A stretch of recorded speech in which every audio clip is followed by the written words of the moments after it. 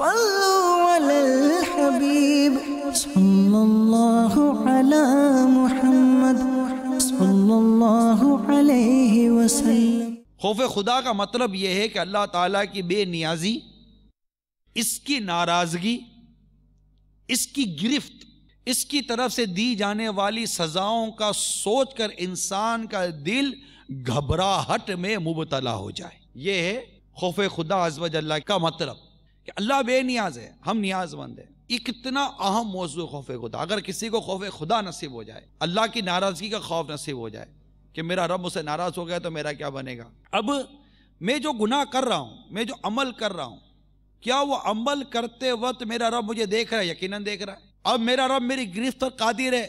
یقیناً قادر ہے، گرفت کر لے گا۔ گرفت کرنے کے بعد کیا میرا رب مجھے سزا دینے پر قادر ہے؟ بالکل سزا دینے پر قادر ہے، سزا بھی دے گا۔ جب یہ ساری چیزیں ہمارے پیش نظر ہوں، کہ اس کا دیکھنا ہمارے بالکل پیش نظر ہو، اس کا گرفت کرنا ہمارے یقیناً پیش نظر ہو، اس کا سزا دینا یقیناً ہمارے پیش نظر ہو، اور یہ بھی پیش نظر ہو کہ وہ بے نیاز ہے، تو انسان گناہ سے باز آ جاتا ہے، بدعمالی سے باز آ جاتا ہے۔ کیوں کہ ہم گناہ اس وقت کرتے ہیں جس وقت کوئی دیکھ نہ رہا ہو۔ اب جب یہ تصور بن گیا کہ میرا رب دیکھ رہا ہے تو گناہ سے بچے گا۔ اچھا، اب ایسے بھی لوگ ہیں کہ جو گناہ کرتے ہیں جبکہ لوگ دیکھ رہے ہوتے ہیں، یہ بے باک ہیں، یہ لوگ بے باک ہیں، یہ اگلا درجہ ہے۔ ان کا خوف خدا انتہائی ضعیف ہے، انتہائی کمزور ہے۔ خوف کی 3 قسمیں بیان ہوتی ہیں خوف خدا کی: ضعیف، معتدل اور قوی، زیادہ۔ خوف خدا معتدل ہونا چاہیے۔ مثال کے طور پر جیسے خوف خدا کو ہمارے بزرگوں نے ایک لگام کی مثال دی۔ خوف خدا ایک لگام ہے، ایک زبردست کوڑا ہے۔ نفس ایک سرکش جانور ہے، اگر جانور کو کوڑا اتنا آہستہ مارے کہ اس پر کوئی فرق ہی نہ پڑے تو کیا مارنا نہ مارنا برابر ہے؟ اتنا زور سے مارا کہ زخمی ہو گیا اور بیٹھ گیا تو بھی نقصان دہ۔ تو ایسا کوڑا مارا جائے جس سے نہ وہ زخمی ہو نہ وہ بیمار ہو، بلکہ اس کی رفتار بھی تیز ہو جائے، اس کو کہتے ہیں معتدل، درمیانہ راستہ۔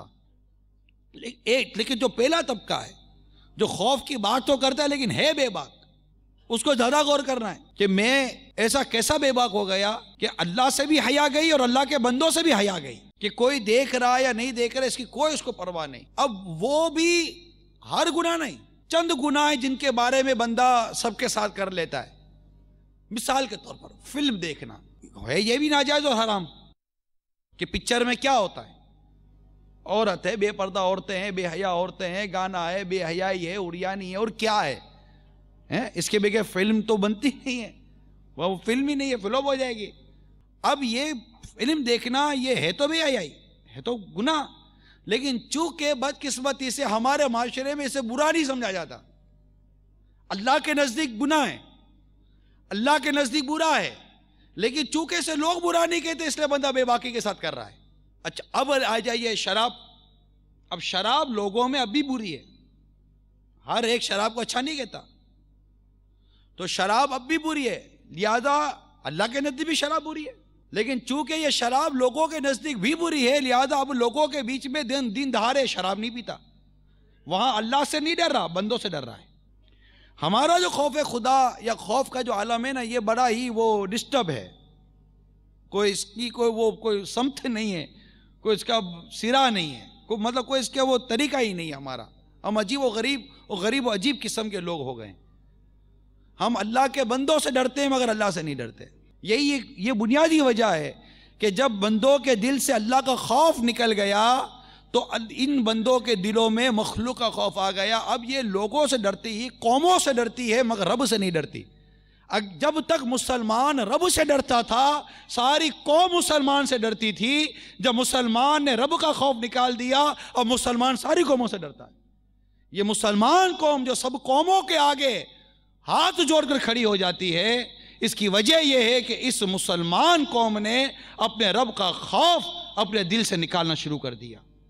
جب ہمارے دل سے ہمارے رب کا ڈر نکل گیا تو اس جگہ پر دوسری قوموں کا ڈر آ گیا۔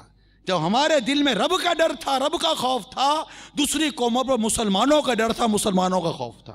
اتنی بنیادی چیز ہے خوف خدا عز و جل، اور وہ ہمارے دل سے نکلتا جا رہا ہے۔ وہ امیل سنت کا مجھے شعر یاد آ رہا ہے، آقا کی بارگاہ میں عرض کرتے ہیں، المدد یا شہ ابرار مدینے والے، المدد یا شہ ابرار مدینے والے، قلب سے خوف خدا دور ہوا جاتا ہے۔ ہم ان چیزوں سے ڈرتے ہیں جن کے بارے میں لوگ کیا کہیں گے، جیسے بدکاری ہے، کوئی کھل کر نہیں کرتا، اللہ نے اس کو ناپسند کیا، اللہ نے کرنے سے منع کیا، اللہ ناراض ہو جائے گا، اس کا ڈر کتنا۔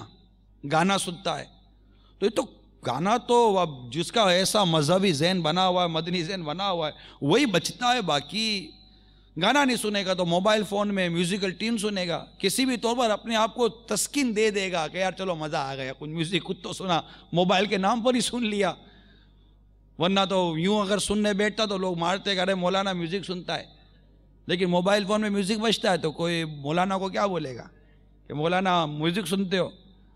تو اب مولانا بھی میوزک تو سنتا ہی ہے، داڑھی والا، موبائل فون کے اندر ٹیپ میں سنے گا، ٹی وی میں سنے گا تو لوگ برا والا بولیں گے۔ اب موبائل میں سن رہا ہے کیونکہ لوگ اس کو برا سمجھتے نہیں ہیں، لوگ، ہمارا کیا ہے، لوگ، اللہ نے منع کیا ہے، اللہ ناراض ہو جائے گا، اس کو کون سوچتا ہے، لوگ کیا کہیں گے۔ صلو علی الحبیب صلی اللہ